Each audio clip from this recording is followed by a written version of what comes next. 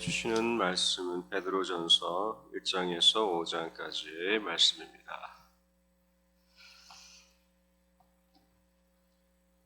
오늘은 베드로전서 말씀을 여러분이 들으실 텐데 베드로전서 말씀을 들으시기에 참고되실 만한 배경과 핵심 주제만 말씀드리도록 하겠습니다. 베드로전서의 저자는 다 아시는 것처럼 베드로입니다. 베드로전서의 뜻, 베드로의 첫 번째 서신이라는 뜻입니다. 베드로전서도 야고보서와 함께 신약성경의 일반 서신에 속하고요. 베드로전서의 대상들은 누굴까요? 당시에는 소아시아에 흩어진 그리스도인들이었고 오늘날에도 온 땅, 온 세계에 살아가고 있는 기독교인들을 향해 쓰여진 말씀입니다. 베드로전서의 핵심 단어가 하나 있는데 고난입니다.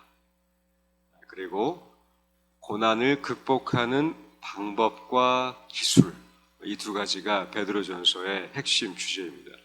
그러니까 여러분들이 생각하는 교회는 어떠한 공동체인가요? 예배 공동체죠. 그리고 우리는 전도 공동체입니다. 선교 공동체라기도 하고 교제하며 함께 위로하는 사랑의 공동체이고 또 어떤 공동체 성격이 있을까요? 우리의 기도 제목이 이루어지는 소원 공동체 형격도 있죠. 축복 공동체, 복을 받습니다. 복을 누리고요. 자, 그런데 베드로전서가 말하는 교회의 성격은 딱 하나입니다. 고난 공동체입니다. 고난 공동체로서의 교회와 그리스도인의 모습, 살아가는 자질과 방법들이 일체의 모든 비법이 들어있는 것이 베드로전서입니다. 그렇다면 베드로전서를 읽으실 때에 딱 하나만 기억하시면 됩니다. 우리의 고난이 벗어나는 것이 아니라 주어진 고난은 그대로 가는데 이 고난 속에 어떻게 내가 참여할 것인가, 그것에 대해서 베드로가 이 흩어진 소아시아인, 흩어진 그리스도인을 향해서 쓴 편지였습니다. 고난이 여러분들 예수를 믿으면 고난이 사라진다가 아니라 예수를 믿기 위해서는 고난에 참여하라, 이것이 베드로전서의 주제였습니다. 여러분의 신앙의 형태와 믿으시는 여러분의 믿음의 이 결에 있어서 이 베드로전서 말씀이 용납되는지, 이게 내 것이 되는지, 체득화되는지 안 되는지는 여러분의 선택인 것입니다. 읽는 사람들의 결정에 따라서 내가 고난을 벗어나려고 하고만 있는지, 아니면 주어진 고난에 참여하고자 하는 동력이 내 안에 있는지 없는지를 보는 것이 오늘 우리가 베드로전서 말씀을 읽는 이유와 목적 되시기를 축원드립니다. 1장입니다. 베드로가 이 당시에 이 서신을 썼을 때는 박해가 심각했던 시대였는데 다시 로마는 기독교인들을 향해서 박해를 시작합니다. 그리고 네로 황제 시대 때 그 박해가 크게 달하게 되는데 그 당시에 베드로가 이 베드로전서와 후서를 기록한 것으로 보여지고 있습니다.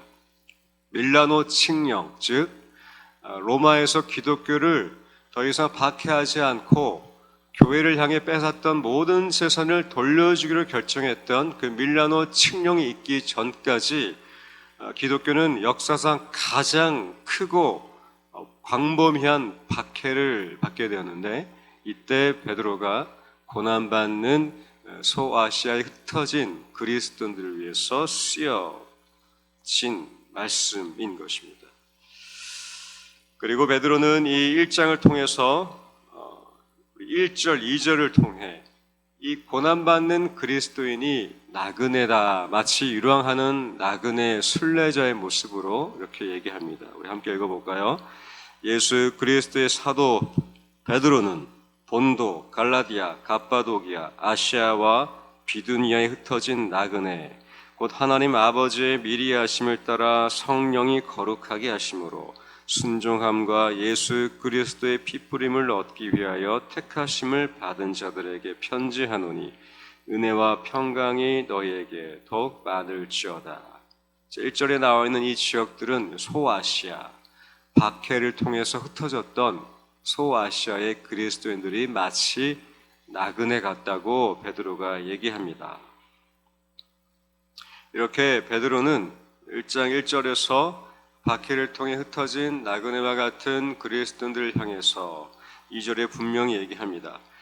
그리스도의 보혈로 이 뿌림, 이 희생을 우리가 얻기 위하여 우리가 택함 받았다라고 얘기하는데, 그것은 고난의 서막이 마치 시작되는 음산하고 마치 비장한 각오의 말씀인 것입니다.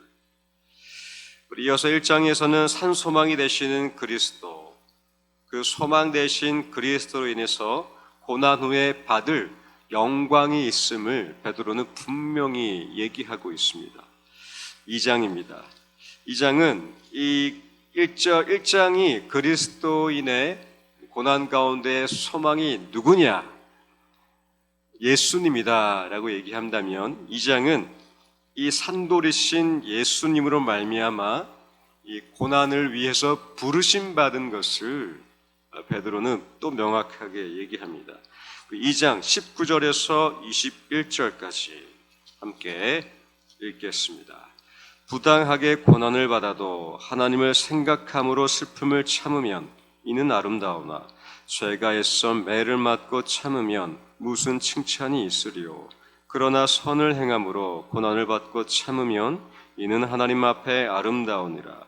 이를 위하여 너희가 부르심을 받았으니 그리스도도 너희를 위하여 고난을 받으사 너희에게 본을 끼쳐 그 자취를 따라오게 하려 하셨느니라.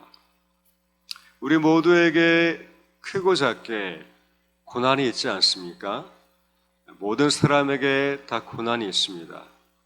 대형교회 담임 목사님에게도 고난이 있습니다. 웅장해 보이는 차를 타시는 것 같지만 고난이 다 있습니다.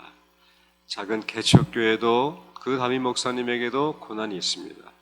대기업 총수에게도 고난이 있습니다. 빈민가에 살아가는 우리 가난한 자들에게도 고난이 있습니다.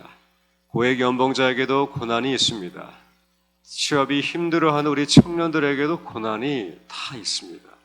이 크고 작은 고난에 분명한 것은 우리가 예수를 믿는 그리스도인들에게 향한 고난은 어떠한 고난이어야 될까요? 바로 우리가 읽었던 21절처럼 그 예수 그리스도의 자취를 따라가게 하는 고난인 것입니다.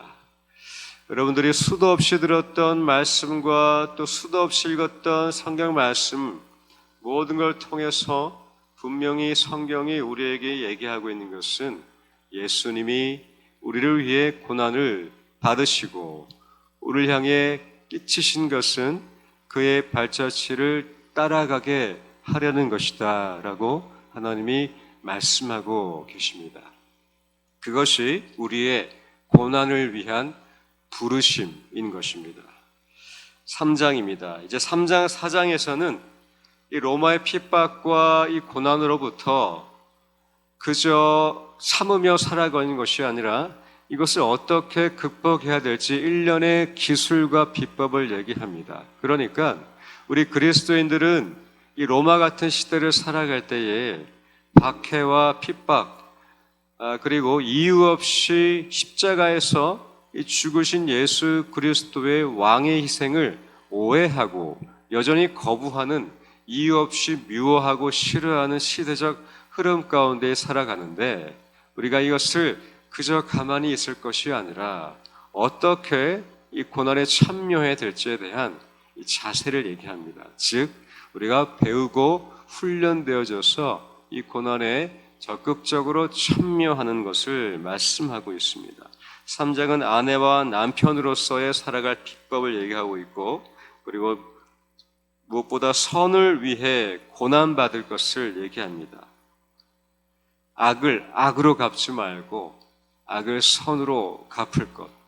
로마 시대의 핍박과 고난과 고문 가운데에 그것을 악으로 갚지 말고 선으로 참여할 것. 선한 영심, 선을 행함으로 고난받는 것이 하나님의 뜻이라고 얘기합니다. 우리 3장 14절 함께 읽겠습니다. 그러나 의를 위하여 고난을 받으면 복이 있는 자니